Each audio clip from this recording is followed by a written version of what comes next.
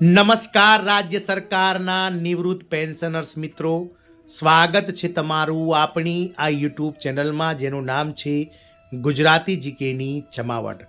તો આજના વિડીયોમાં આપણે એક મહત્વપૂર્ણ વિષય પર ચર્ચા કરવા જઈ રહ્યા છે, જે છે 30 જૂન અને 31 ડિસેમ્બરનો નેશનલ ઇજાફો એટલે કે કાલ્પનિક જે ઇજાફો આપવામાં આવે છે તેને લઈ અને રાજ્ય સરકારે ગતરોજ જે સુપ્રીમ કોર્ટનો જે આદેશ હતો તેના આધીન જાહેરાત કરી દીધી છે।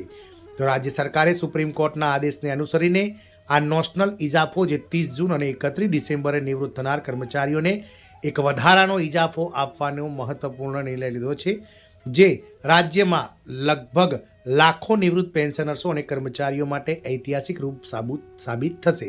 તો જાણીશું આજના વિડીયોમાં આપણે વિગતવાર કે 30 જૂન અને 31 ડિસેમ્બર નેશનલ ઇજાફો ક્યાં સુધીમાં રિટાયર થયેલા કર્મચારીઓને રાજ્ય સરકાર દ્વારા આપવામાં આવશે અને રાજ્ય સરકારના નાણાં વિભાગ દ્વારા જાહેર કરાયેલા નોટિફિકેશન મુજબ આ 30 જૂન અને જે 31 ડિસેમ્બરનો જે નેશનલ ઇજાફો છે તે શું છે સુપ્રીમ કોર્ટના ચુકાદાના આધીન, તેને લઈ અને આજના વિડીયોમાં આપણે વિગતવાર ચર્ચા કરીશું। તો વિડીયોના અંત સુધી આપ બન્યા રહેશો। જો આપ અમારી ચેનલમાં પહેલી વાર વિડીયો જોતા હોય તો અમારી ચેનલને તમે શેર અને સબસ્ક્રાઇબ કરવાનું ભૂલશો નહીં। બાજુમાં રહેલું બેલ આઇકોન દબાવીને ઓલ નોટિફિકેશન પણ ઓન કરી લો। તો નમસ્તે મિત્રો, આજે આપણે એક ખૂબ જ મહત્વપૂર્ણ વિષય પર ચર્ચા કરવા જઈ રહ્યા છે, જે છે 30 જૂન નેશનલ ઇજાફો। રાજ્ય સરકાર દ્વારા ગતરોજ સુપ્રીમ કોર્ટ દ્વારા આપવામાં આવેલા ઐતિહાસિક ચુકાદાને આધીન આ નેશનલ ઇજાફો જાહેર કરવામાં આવ્યો છે, જે રાજ્ય સરકારના અલગ અલગ વિભાગોમાંથી નિવૃત્ત થયેલા લાખો નિવૃત્ત કર્મચારીઓ માટે ઐતિહાસિક છે। જેમાં વાર્ષિક ઇજાફો શું છે આજના વિડીયોમાં આપણે જાણીશું કે વાર્ષિક ઇજાફો શું છે, 30 જૂન નિવૃત્તિનો વિવાદ કેમ ઊભો થયો છે, ત્રીજું છે કાનૂની લડત અને સુપ્રીમ કોર્ટનો ચુકાદો શું છે, રાજ્ય સરકારનો નિર્ણય અને તેનો અમલ શું છે, લાભાર્થીઓ અને પગાર પેન્શન પર તેની શું અસર થશે અને ભવિષ્ય માટેના લાભ અને ન્યાયની પ્રક્રિયા વિશે જાણીશું। તો વાર્ષિક ઇજાફો શું છે તે જાણીએ। તો ચાલો શરૂઆત કરીએ કે વાર્ષિક ઇજાફો શું છે તે સમજવાથી।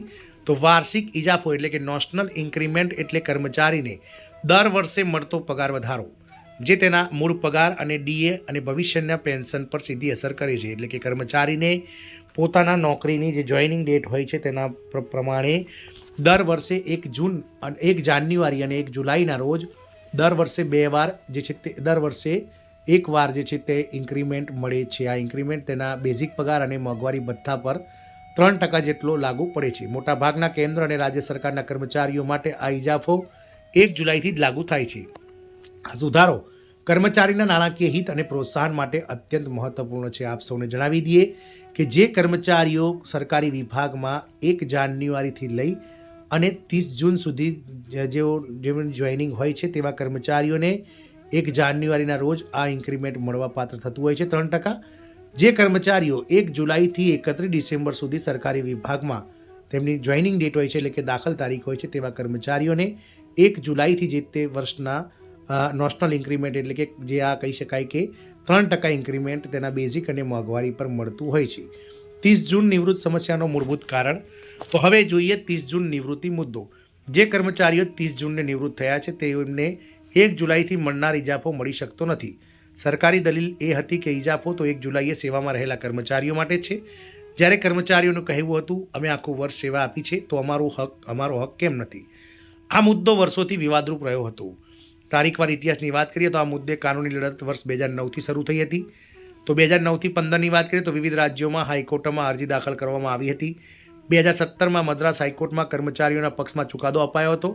2018થી લઈ અને 20માં કેરળ, પંજાબ, હરિયાણા સહિત સમાન હાઈકોર્ટ ચુકાદા આપવામાં આવ્યા હતા। 30 જૂન નેશનલ ઇજાફો જાહેર કરવાની વાત કરીએ તો સરકારી કર્મચારીઓના સેવા નિયમોમાં વાર્ષિક ઇજાફો એટલે એક અત્યંત મહત્વપૂર્ણ ઘટક છે। વર્ષોથી એક મોટો વર્ગ એવો રહ્યો છે જે પોતાની સંપૂર્ણ સેવા આપ્યા છતાં પણ માત્ર 1 દિવસના તફાવતના કારણે પોતાના એક ઇન્ક્રીમેન્ટના હકથી વંચિત રહ્યો। ખાસ કરીને 30 જૂને નિવૃત્ત થનાર કર્મચારીઓને 1 જુલાઈથી મળતો વાર્ષિક ઇજાફો આપવામાં આવતો ન હતો। આ મુદ્દો વર્ષો સુધી વિવાદિત રહ્યો। અનેક હાઈકોર્ટમાં કેસ ચાલ્યા અને અંતે સુપ્રીમ કોર્ટ સુધી આ કેસ પહોંચ્યો હતો। હવે સુપ્રીમ કોર્ટના સ્પષ્ટ ચુકાદાને આધીન રાજ્ય સરકારે 30 જૂન નેશનલ ઇજાફો જાહેર કરી એક ઐતિહાસિક નિર્ણય લીધો છે। સરકારી કર્મચારીઓના સેવા નિયમોમાં વાર્ષિક ઇજાફો એક અત્યંત મહત્વપૂર્ણ ઘટના છે અને સરકાર દ્વારા આ જાહેરાત જે છે તે જાણીશું। તો વાર્ષિક ઇજાફો એટલે કર્મચારીને દર વર્ષે મળતો નિયમિત વધારો, જે તેના મૂળભૂત પગાર મોંઘવારી ભથ્થા બંનેમાં વધારો કરે છે અને ભવિષ્યની પેન્શન પણ વધારે છે. મોટાભાગના કેન્દ્ર અને રાજ્ય સરકારો 1 જુલાઈથી નિવૃત્ત થતા કર્મચારીઓ છે. તો વાત કરીશું કર્મચારીની સમસ્યાનું મૂળ. તો 30 જૂને જેઓ નિવૃત્ત થાય છે તેમને 1 જુલાઈથી મળતું ઇન્ક્રીમેન્ટ મળતું નથી. એટલે કે કર્મચારી 1 જુલાઈથી સેવામાં નથી તો તેથી ઇજાફો આપવામાં આવતો નથી. સરકારનું લાંબા સમયનું આ તર્ક ઇજાફો એ સેવામાં રહેલા કર્મચારીઓ માટે છે, પરંતુ કર્મચારીઓનું તર્ક છે કે અમે આખું વર્ષ સેવા આપી છે તો ઇજાફો અમારો અધિકાર છે. વાત કરીએ વર્ષ 2009થી 15ની તો વિવિધ રાજ્યોમાં 30 જૂન નિવૃત્ત કર્મચારીઓએ હાઈકોર્ટમાં અરજીઓ દાખલ કરી. વર્ષ 2017માં મદ્રાસ હાઈકોર્ટે સ્પષ્ટ કહ્યું કે 1 દિવસના કારણે ઇજાફો ન આપવો એ સરકાર અયોગ્ય છે.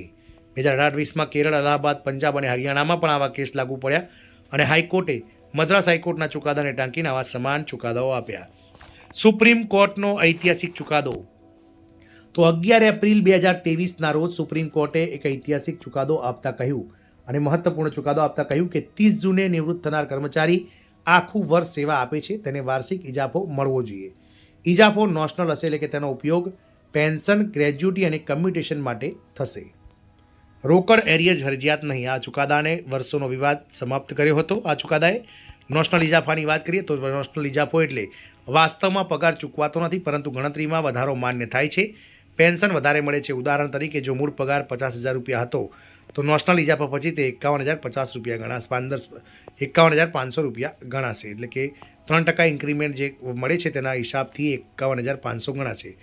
રાજ્ય સરકાર દ્વારા 30 જૂન 2000 કહી શકાય કે 25ના રોજ આ ઐતિહાસિક ચુકાદો જાહેર કરવામાં આવ્યો હતો નોશનલ ઇન્ક્રીમેન્ટને લઈને, જેમાં રાજ્ય સરકારે કહ્યું હતું કે સુપ્રીમ કોર્ટના ચુકાદાને આધીન 30 જૂને નિવૃત્ત થનાર રાજ્ય સરકારના અલગ અલગ વિભાગના જે કર્મચારીઓ છે, પેન્શનર્સો છે, તેમને નોશનલ ઇજાફો આપવામાં આવશે. કોને કોને લાભ મળશે? તો રાજ્ય સરકારના અલગ અલગ વિભાગો, બોર્ડ, નિગમ, કોર્પોરેશનમાંથી નિવૃત્ત થનાર કર્મચારીઓ કે જેઓ પેન્શન મેળવી રહ્યા છે સરકાર પાસે, તેમને 30 જૂને નિવૃત્ત થયેલા તેવા તમામ કર્મચારીઓને આ એક વધારાનો ઇન્ક્રીમેન્ટ 3%નો લાભ મળશે. જે પેન્શન પાત્ર કર્મચારીઓ છે અને નિયમિત સેવા પૂરી કરી નિવૃત્ત થયેલા હોય તેવા પેન્શનર્સને તેનો લાભ મળશે.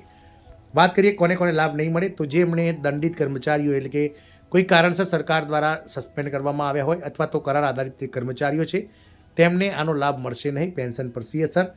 તો આનાથી માસિક પેન્શન ₹500થી લઈને 3,000 સુધી અલગ અલગ ગ્રેડ પ્રમાણે વધી શકે છે.